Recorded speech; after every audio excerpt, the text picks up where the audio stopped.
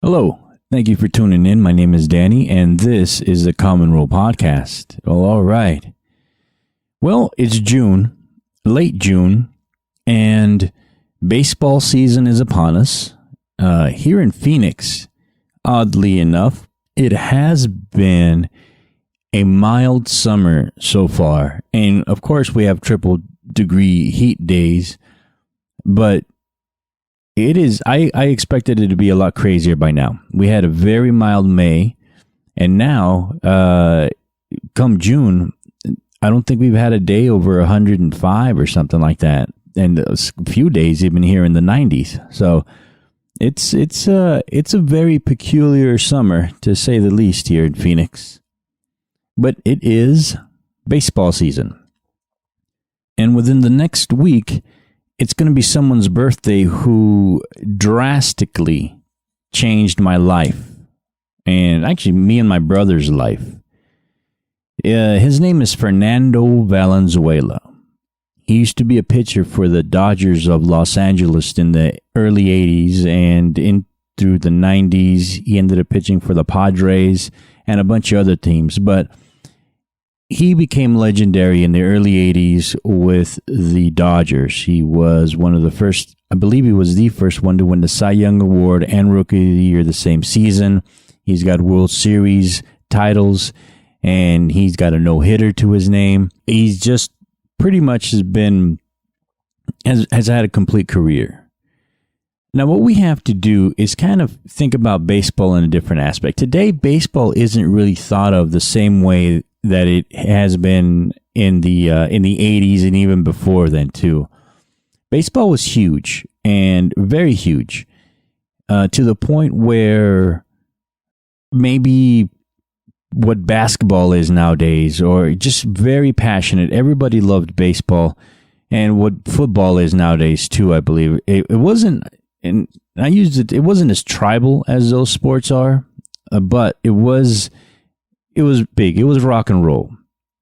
They wrote songs about Fernando Valenzuela. The stadium would be packed. It would go crazy every time he pitched, just like a regular game. It was nothing in the playoffs or anything. He was a talk of the town. He was treated like a rock star, and Fernando Valenzuela was just global. It was just crazy. He was from a little shit town in Mexico, and at 19 years old, he became a professional baseball player, and by the time he was 20, he was pitching for the Dodgers. It's important to say that he was Mexican because he affected the Mexican community like no other person did up to that time in my lifetime. I was 8, 9, 10 years old when this cat was living the rock-style baseball lifestyle. Now, I brought this up, and I'm bringing this up here because it seems like it might not have anything to do with the creative process, but it does. I'll tie it in. But, even if it did, fuck it. It's my podcast. I'll do what the fuck I want. And if I want to talk about fucking Fernando Valenzuela, I will talk about Fernando Valenzuela. The thing about baseball now, it seems to be going more and more of the way of jazz, to where you look at jazz and you go, oh yeah, that's cool, but it's not pop art anymore. And no one's listening to jazz, and jazz isn't selling millions of records. Baseball is along the same line where it's losing the same audience and that it had before. I think within the last couple of years, it's starting to gain more traction. But we had a period there where, I know buddies that just don't want to go to baseball games because it's boring. And it's boring because no one puts any sort of thought into it. It's just, a guy with a stick and a ball throwing around, a bunch of quote unquote wasted grass. But baseball is, in the 80s again, was crazy. Now, let me tell you how big baseball was in the 80s. This is how it affected my life and how it affected our household. And I have to start off by saying that my father, when we first started out as a family, young, dumb, and full of fun, my father was an extremely religious man. And he followed this religion. It's called the Seventh-day Adventist. Now, what's funny about this religion is that it's a Christian religion, but instead of going to church on Sundays, they go to church on the Sabbath, which is technically Saturday.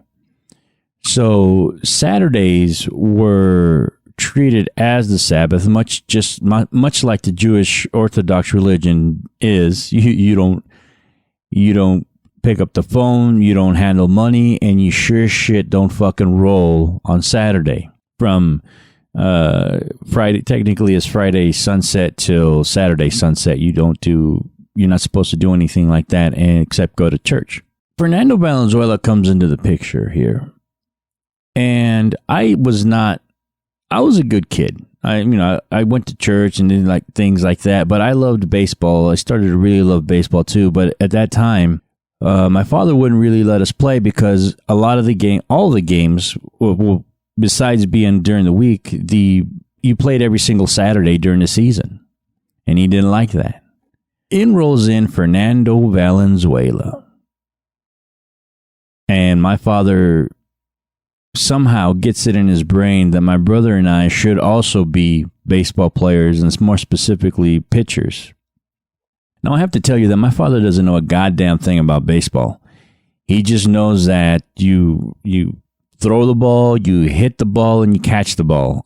He doesn't know anything about strategy. He hardly knows anything about the rules. My mother knows more about baseball than he does. But he sees Fernando Valenzuela and he decides that his children should be also baseball players. So he just starts taking us to the park and throwing the baseball around, which was weird because, again, my father is the most unathletic person there was, and he could hardly throw and catch. So there we have it, and essentially at one point he just makes my brother and I throw and catch because he can't. As we get better and better, he can't handle how hard we throw anymore. Here comes Little League season, and he signs us up, and all of a sudden we don't have to go to church anymore, and we're playing baseball.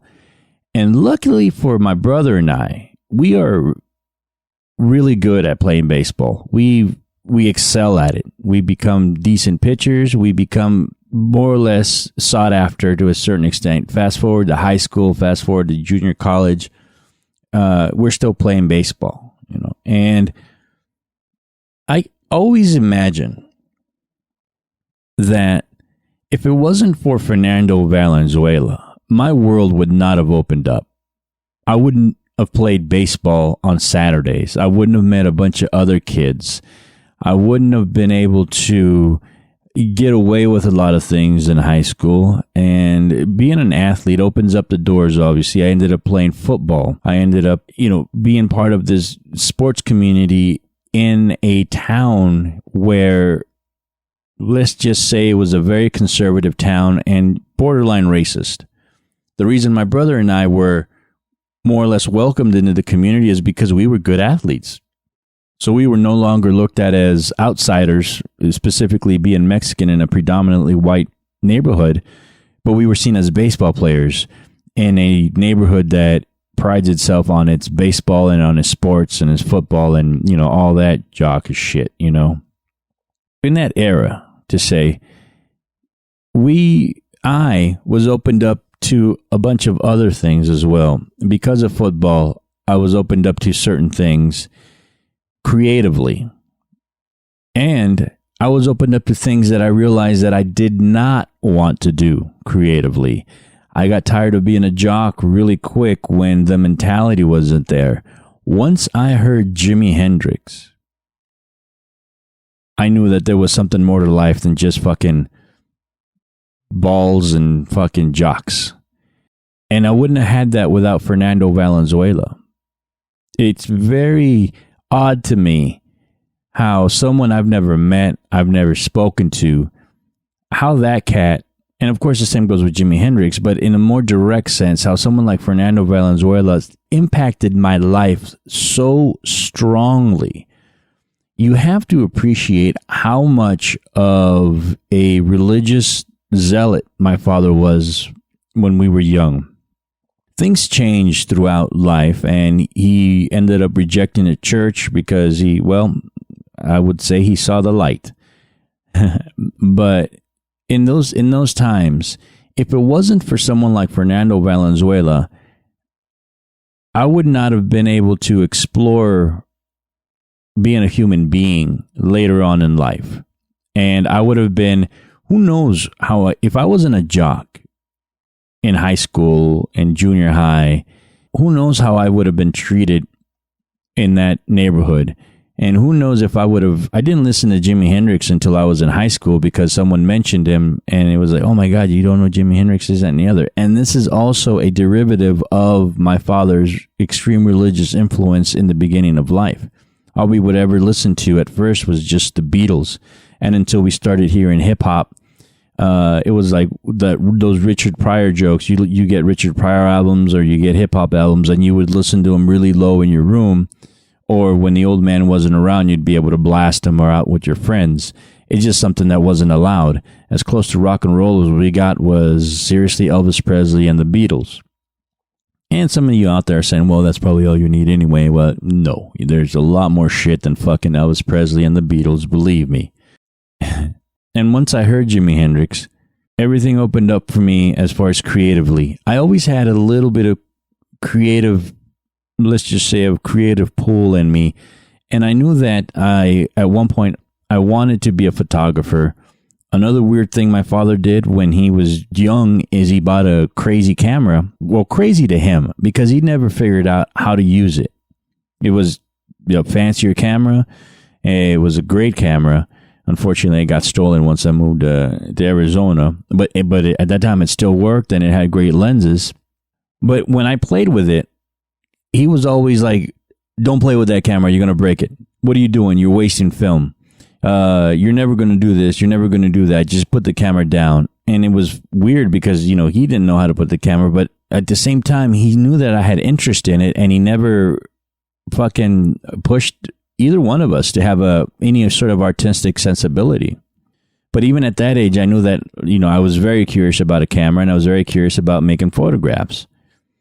Well, fast forward to now in life, and I know how to use a camera now. Is it directly because of Fernando Valenzuela? I don't know. Not necessarily in that sense, but it was the beginning of a divergence in my childhood that opened up a different world to me had he not been around. Had Fernando Valenzuela not been good at what he did, had he not been Mexican, had he not been a World Series winner,